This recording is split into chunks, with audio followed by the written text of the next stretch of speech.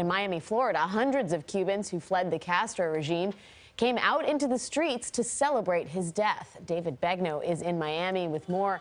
David, good morning. What's happening in Miami?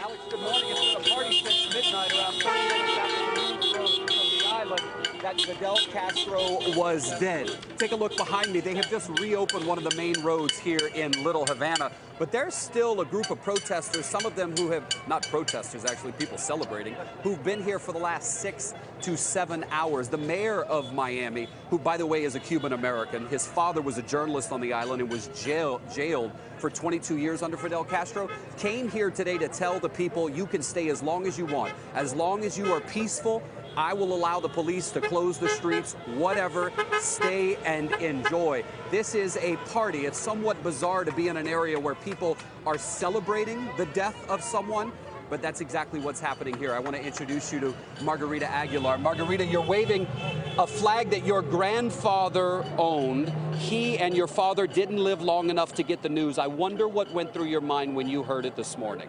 I was happy that the devil finally went home. And to be honest, it brings hope. I have a lot of hope now for my country. Have you been back to Cuba since you left when you were 4? No, I refuse to go back until it's fully democratic. And do you believe, Raul Castro has said he may leave in 2018. Do you believe that? Well, don't let the door hit him where the good Lord split him.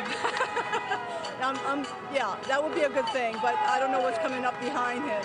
So hopefully democracy will come into my country one day. Margarita, thank you. We appreciate it. Happy Thanksgiving weekend to you.